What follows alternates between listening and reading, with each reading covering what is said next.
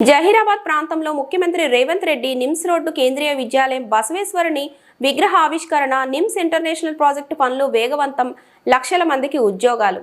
ఈ రోజు జహీరాబాద్ ప్రాంతంలో దాదాపు 10 సంవత్సరాల నుండి నిమ్స్ ప్రాజెక్టు వెనుకబడి ఉంది.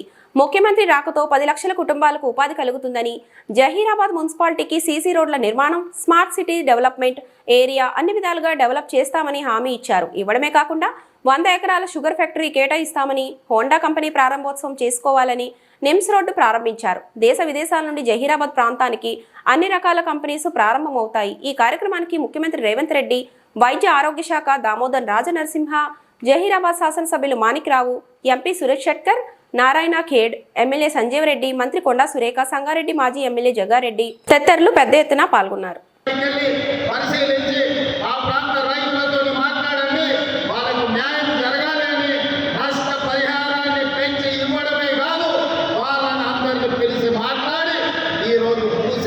కార్యక్రమాన్ని వేగంగా ముందుకు తీసుకెళ్లి ఈ ప్రాంతంలో ఇండస్ట్రీస్ పార్క్ తీసుకొచ్చి ముఖ్యంగా ఆటోమొబైల్ ఇండస్ట్రీ తేవాలని ఇవాళ హుండై కార్ల పరిశ్రమకు జహీరాబాద్ నిమ్స్ లో స్థలాన్ని కేటాయించి 450 ఎకరాలు కొలంబియాలోనే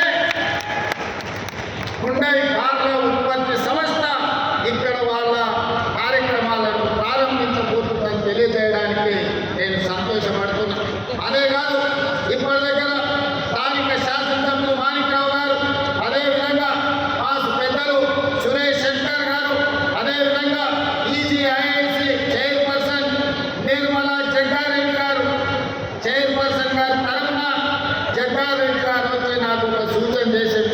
నేను ఈ జిల్లా నుంచి ప్రాతినిధ్యం వహిస్తున్నా, ఈ భూములు పోయిన వాళ్లకు మీరు ఇందిరమ్మ ఇల్లు ఇస్తే ఇందిరమ్మ పేరు శాశ్వతంగా గుర్తు పెట్టుకుంటారు, మీరు ప్రకటన చేయాల్సిందే అని జగ్గారెడ్డి గారు వచ్చి నా పక్కన కూర్చొని పంచాయతీ పెట్టింది. అందుకే ఇవాళ సురేష్ శెట్కర్ గారు, స్థానిక శాసనసభ్యులు, అదేవిధంగా జగ్గారెడ్డి గారు, మా దామోదర్ రాజనరసింహ గారి సూచన మేరకు నేను ఈ వేదిక మీద నుంచి ఇక్కడ ఉన్న జహీరాబాద్ నిమ్స్ లో 12,500 ఎకరాల భూమి ఎవరైతే కోల్పోయిందో 5,600 కుటుంబాలు ఉన్నాయి. 5,600 కుటుంబాలకు ఇందిరమ్మ ఇళ్లను మంజూరు చేస్తానని, మీ సొంత స్థలాలలో ఇందిరమ్మ ఇల్లు కట్టుకోవడానికి 5,612 కుటుంబాలు ఉన్నాయి. మా అధికారులు సమాచారం అందించిండ్రు. ఇంకో 100 ఎక్కువైనా కూడా పర్వాలేదు, భూమి కోల్పోయిన ప్రతి కుటుంబానికి ఇందిరమ్మ ఇల్లు మంజూరు చేస్తామని ఈ వేదిక మీద నుంచి ఆ రైతులకు ఈ సంతోషకరమైన వార్తను చేరవేయాల్సిందిగా ఇక్కడికి వచ్చిన మిత్రులందరికీ తెలియజేస్తున్నా. ఎందుకంటే భూమి పండించే బాధ్యత ఆ జగ్గారెడ్డి గారి మీదనే పెడుతున్నా. వారు వచ్చి ప్రత్యేకంగా ఇక్కడ ఒక ఫంక్షన్ హాల్ తీసుకొని ఆ కుటుంబ సభ్యులందరికీ కూడా పిలిచి వాళ్ళకు మంచి భోజనం పెట్టి వాళ్ళందరూ కూడా ఇందిరమ్మ ఇళ్ళ పట్టాలకు ఇచ్చే విధంగా కార్యక్రమాన్ని చేపట్టవలసిందిగా వారికి సూచన చేస్తున్నా. అదేవిధంగా కలెక్టర్ గారికి, ఇతర ఉన్నతాధికారులందరికీ కూడా ఆదేశాలు ఇస్తున్నా.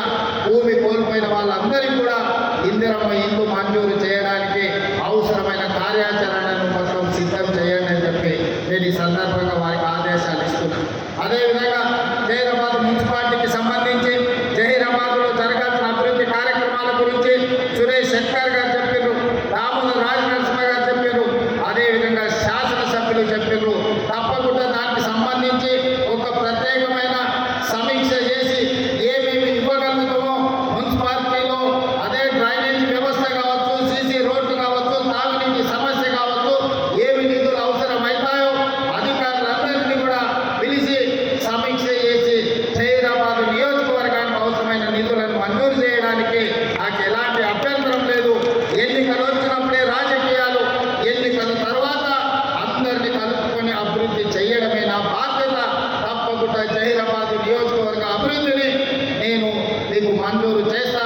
మాజీ మంత్రివర్యులు చంద్రశేఖర్ గారు కూడా 4-5 సార్లు నా దగ్గరికి వచ్చి అడిగారు, అన్నా గెలిచినా ఓడినా నాకు బాధ లేదు, ఓడిన బాధ ఉన్నా ఓట్లేసిన ప్రజలకు నేను అభివృద్ధి చేయాల్సిన అవసరం ఉంది, జహీరాబాద్ మీరు నిధులు ఇవ్వండి అని వారు చాలాసార్లు నాకు విజ్ఞప్తి చేసి వేదిక